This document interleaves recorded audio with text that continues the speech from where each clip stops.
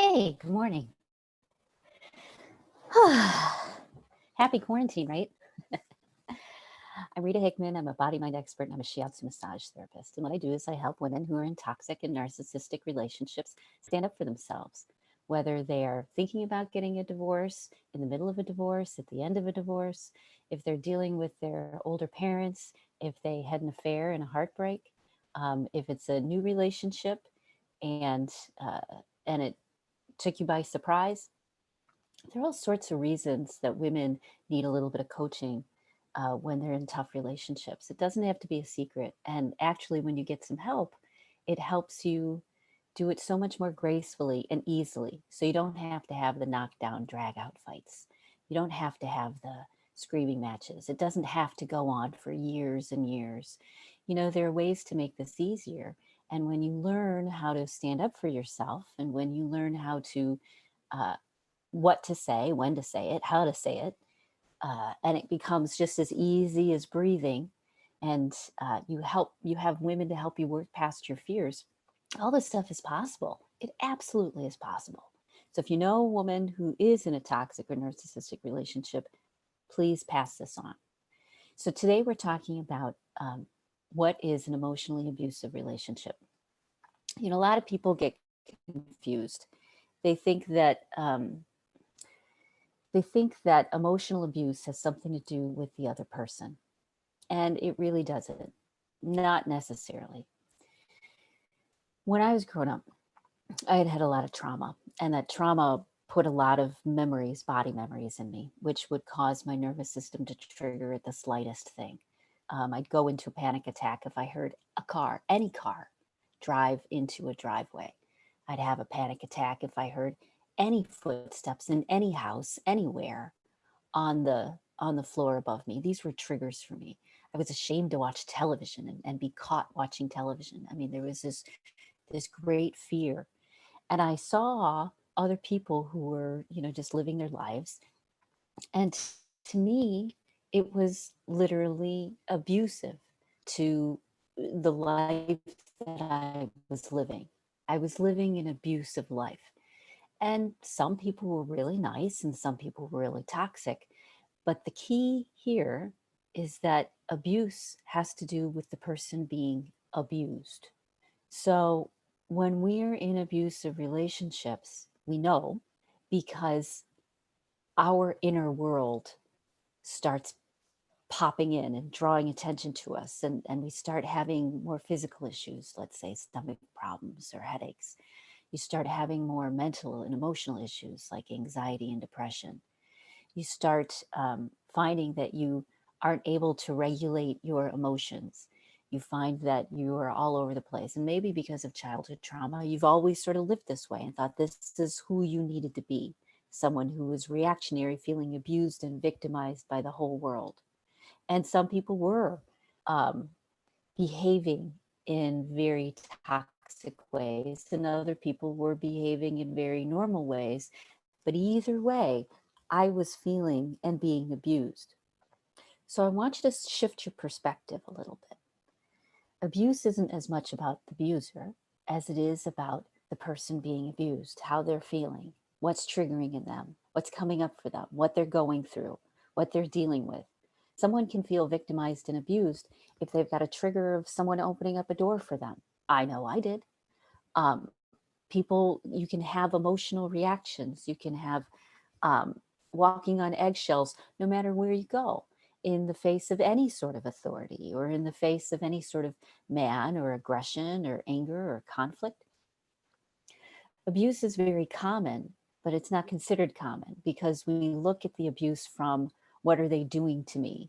Is it acceptable? Is this acceptable that they screamed at me first thing in the morning? Is this acceptable that they started a fight before I even got out of bed? Is this acceptable that I came home from a long, hard day and walking into a trap? Is it excessive? Is it right if if I get knots in my stomach and I have heartburn and I can't digest anything because I'm constantly in a state of fight or flight? So it's not so much about what the other person is doing, because you'll find in the world that there are matchups for all sorts of people. You have people who have significant mental challenges and they're in relationships with people who are okay with it because they understand it, they know how to navigate it, they know how to work with it, and they're not being abused because they're not having these triggers and these emotions and these fears and this anger coming up in them. And when you start dealing with abuse, the most important thing is to, one, get out of the abusive situation. And even if you can't get out of the marriage or the house or whatever, you can still find ways to get out of the abusive situation, and you start working on you. Because when you don't have those triggers, when you don't have those emotional reactions, when you have a clear head, when you have a clear heart, when your body isn't, hijacking you and sending you in the middle of a gigantic knockdown blowout fight, when you aren't being controlled by you, then you are not being emotionally abused, because this isn't something that's pushing your boundaries. Now, domestic violence, physical things, something entirely different. That's a different category. But a lot of women are in emotionally abusive, narcissistic, toxic sorts of relationships, either at work, at home, or from their family life. And they feel victimized and abused all the time, even if someone is just to smile at them. You know how we get defensive, angry? What do you want? What do you want from me? Don't come any closer. And we may not say that, but we'll think that. That's being abused. You're being abused.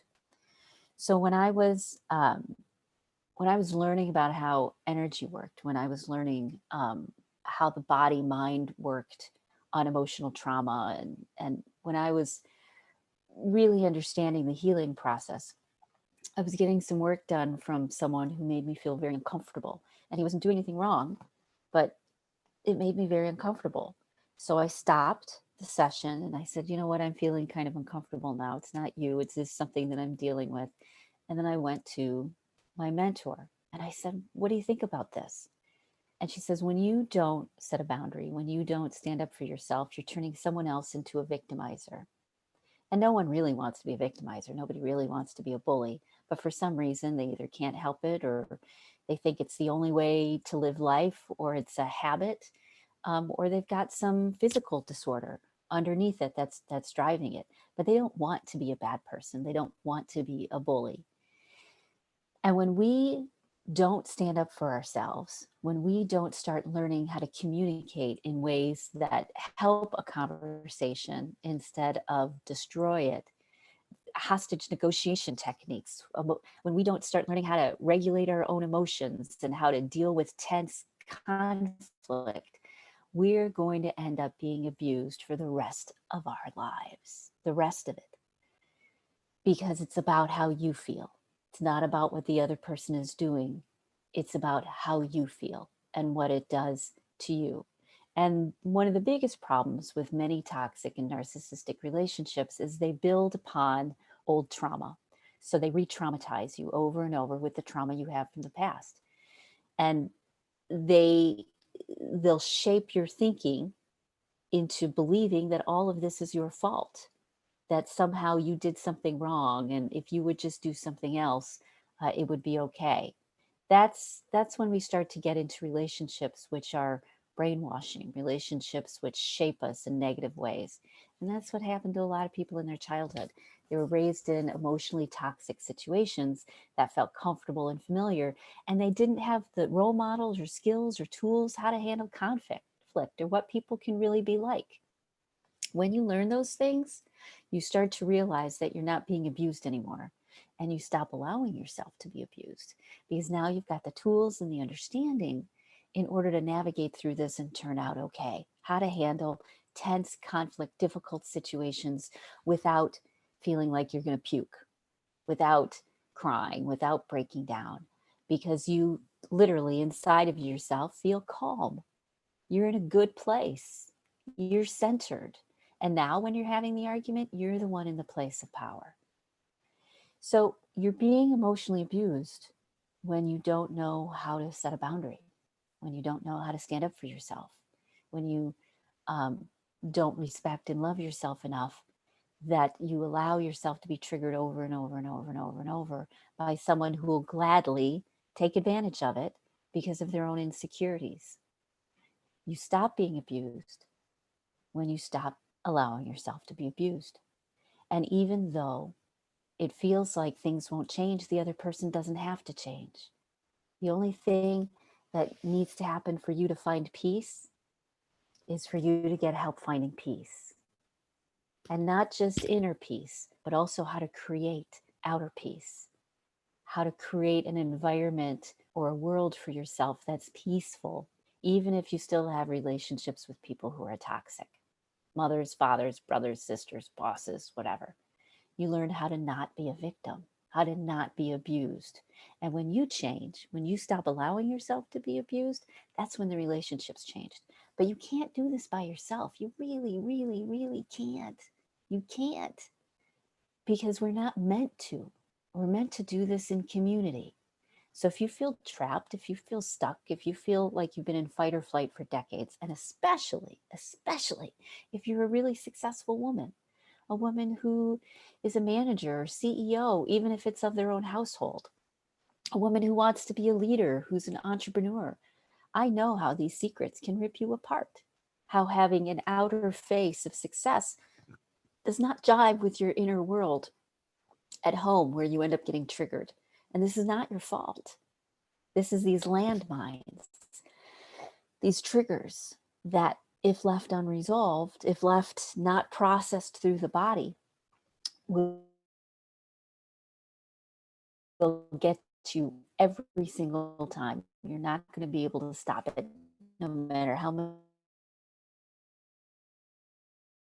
you intellectualize it. So if you feel the fact that you behave one way, 9, 10, 11, 12, 13, 14, 15, 16, 17, 20-year old, if you go back to some point in your life, some period, like pushing a button, then you had some work on to do.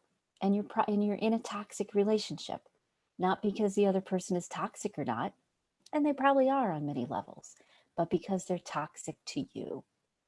And until you are able to detoxify yourself, until you're able to nourish yourself and nurture yourself, you're going to be abused and victimized for the rest of your life. Because as I said, it's really not about the person, it's about the situation.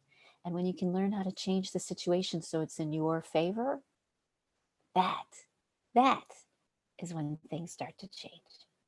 So I hope you have a great rest of your day. I'm looking forward to seeing you tomorrow. And if you need help, reach out. Lots of support. High-end groups, affordable groups, one-on-one coaching, 3-month coaching, 10-week programs. We got lots of options. So you don't have to do this alone, and you don't have to think that it's inaccessible to you, okay?